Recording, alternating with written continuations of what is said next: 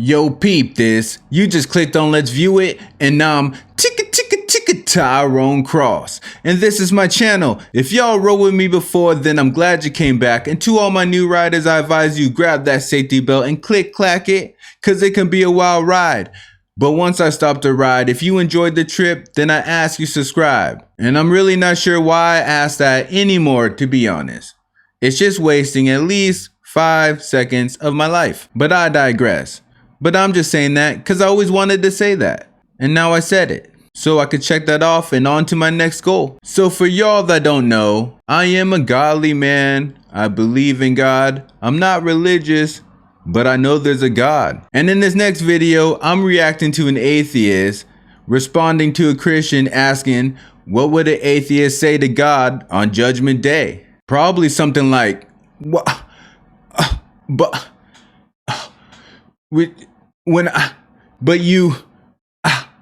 Come on, really?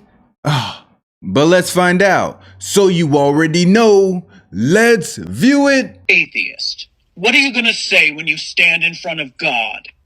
Why did you stay hidden? Why did you stay silent? Why did you demand faith instead of providing evidence? He would probably say, why did you stay blind? Why did you stay deaf? And I'm sorry if you believed, you only had to have faith to believe in me. Because the fact is, when you look around at this world, you don't see proof of God. That's because you've been blinded. When you see how everything works, and forget all the science reasons, just the fact that you know everything works. This world works. The oceans work. The wind works. The sun works to perfection for us to have life. The fact that you can see yourself in the mirror, that you don't think yourself is proof of God. You don't think that your consciousness is proof of a soul or a spirit. The reason why you cry, the reason why you laugh is different from the reasons why someone else would cry or laugh. All the different animals that you see and the things that they are able to do and how they all work together in some way or in some form. The fact that you can have a baby and it grows into another being of consciousness. You saw all of that and more, but then had the nerve to ask him, why did he stay hidden? Then you have people like me all over the world, all around your life and others' lives, speaking of this, speaking of God. But for some reason, you're too deaf to hear it. So instead, you ask him, why did he stay quiet? And as far as faith, if you see all of that, you don't need faith. The only reason why you need faith is because science told you so. But again, I'm not religious. As far as I'm concerned, the Bible has flaws as well. It has been manipulated. So we don't focus on what's important. Instead, we fight over what's not. Why did you reveal yourself in a book full of historical inaccuracies and theological contradictions? The book seems inaccurate because they cover up all of the ancient findings and all of the historical findings that back up the Bible. I used to think the same thing, that science and history is not lining up with the Bible. But there are cover-ups, just know that. Science is purposely trying to make the Bible unbelievable. You knew that the vast majority of humans you created would end up in hell. Why did you create them? Again, I'm a person that believes that God doesn't know. He doesn't know the future of what we're going to do. If he did, then this would be all pointless. That is something that's passed on, far as I know, more through the tradition of church. It does say God is all knowing and everywhere, but I still believe it's in real time. Otherwise, yes, it would make it all pointless.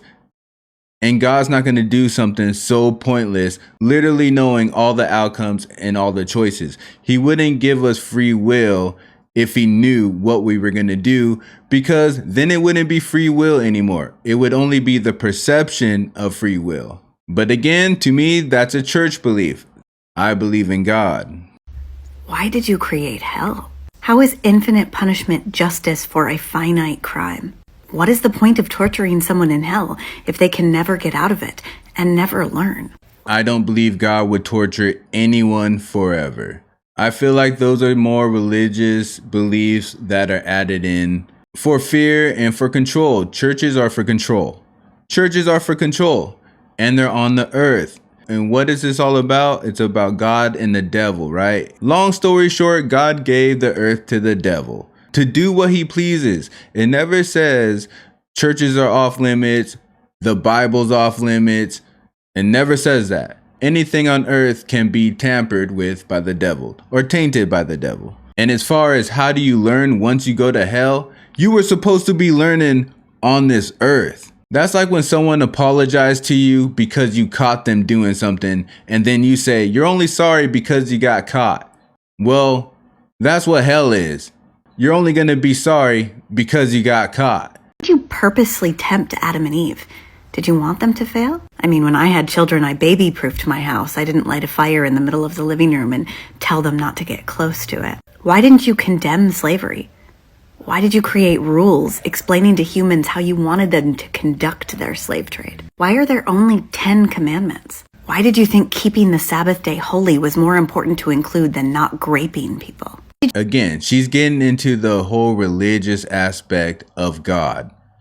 The fact that there is a creator who expects certain things of us and expects us to walk and talk a certain way on this earth has nothing to do with everything she's saying, or the fact that there's a devil on the other side tempting us to not walk and talk the way God wants us to. And I'm not talking little things like cursing and all that, but actually being a good person and understanding what is going on in this world. Honestly, I believe a lot of stuff was added to the Bible so atheists like her can sit there and ramble on about all this stuff and never get connected to it. Because all those questions she's asking, I agree with. But that's why I think all that stuff is of the devil and not of God. Because thinking that way, what does it do?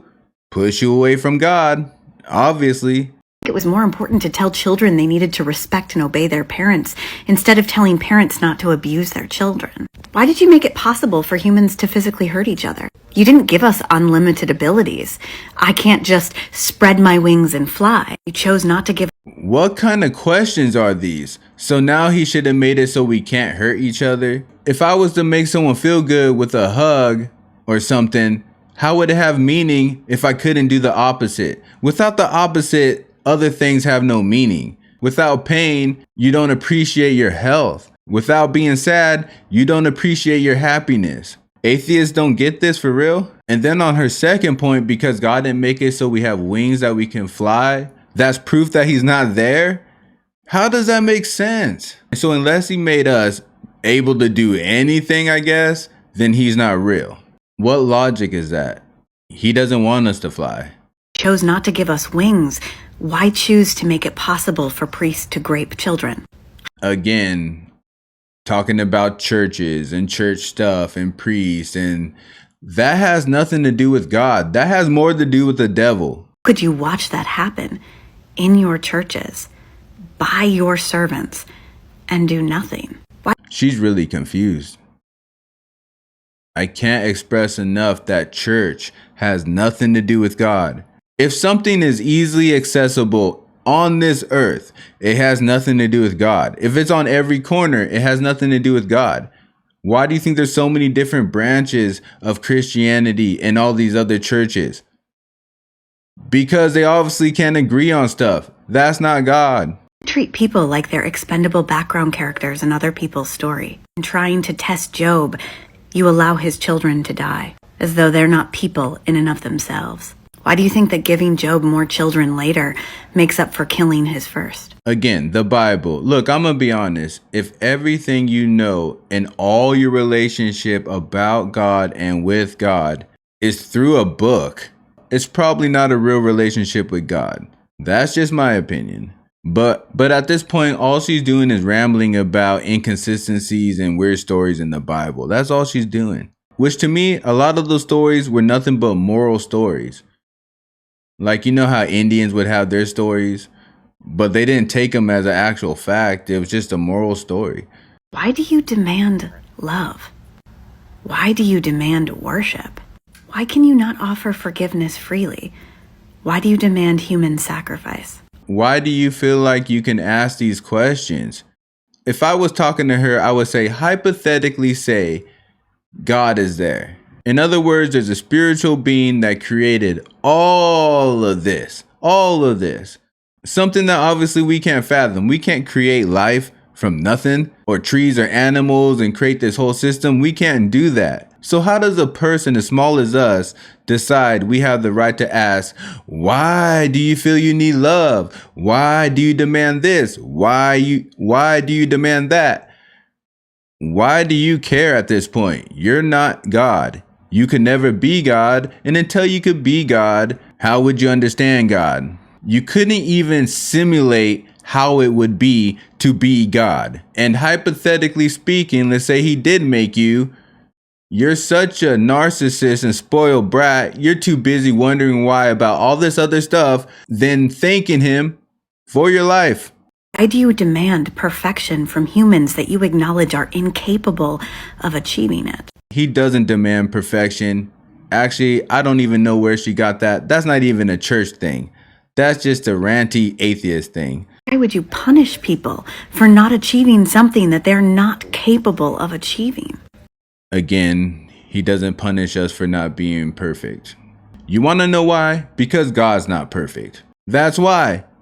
If we're made in his image, that means all flaws that we have, he has. When we create something, sometimes we mess up and we got to try again. It's not my fault that the church decided to take all of our negative flaws that we have as people and say, God has none of those.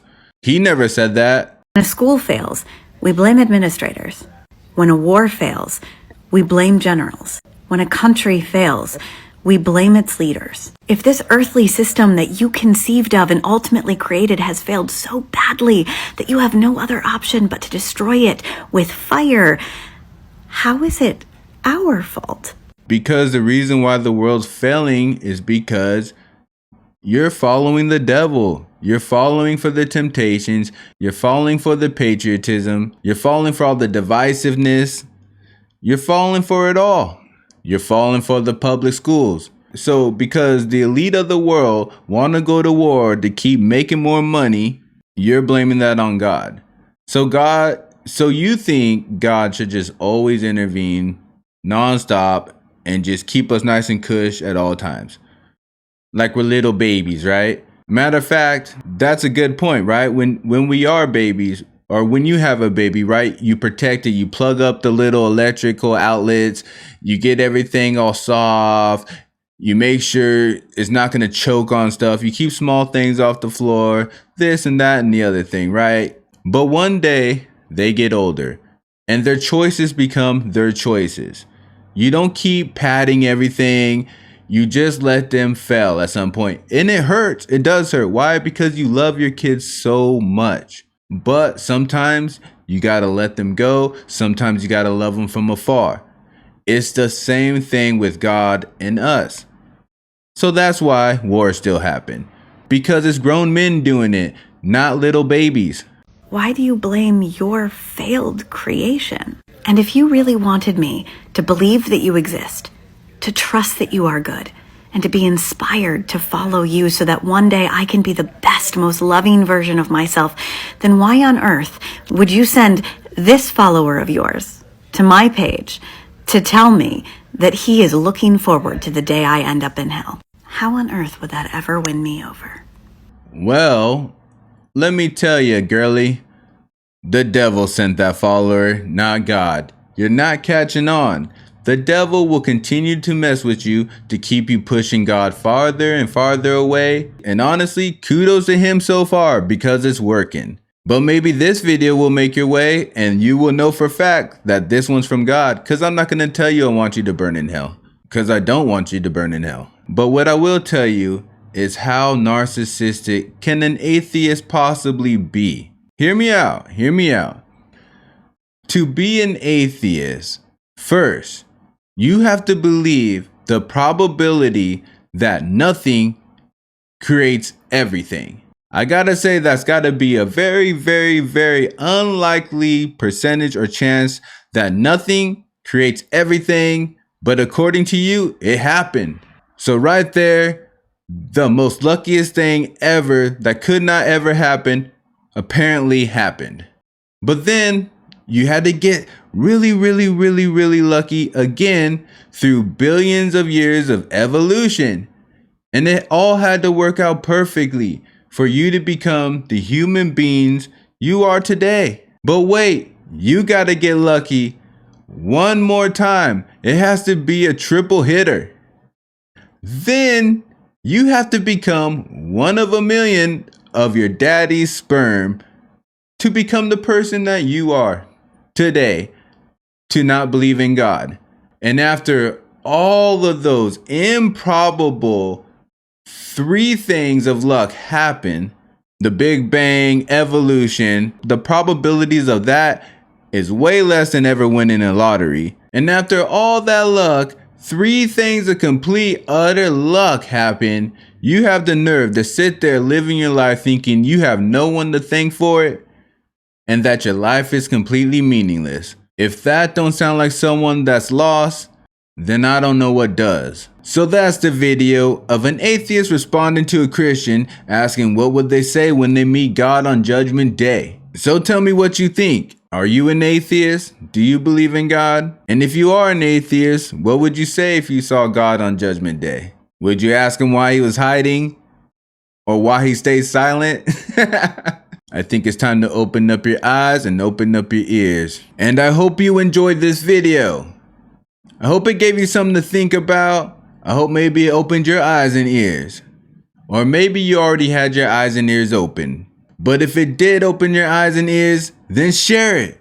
Open others' eyes and ears. They need to see, they need to hear all of this as well.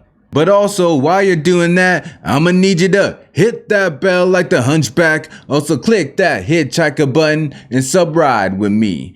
And I'll see you on the next trip. Day and night. Keep it real, keep it real, keep it real. All my life. Keep it real, keep it real, keep it real. Can't help Keep it real, keep it real, keep it real.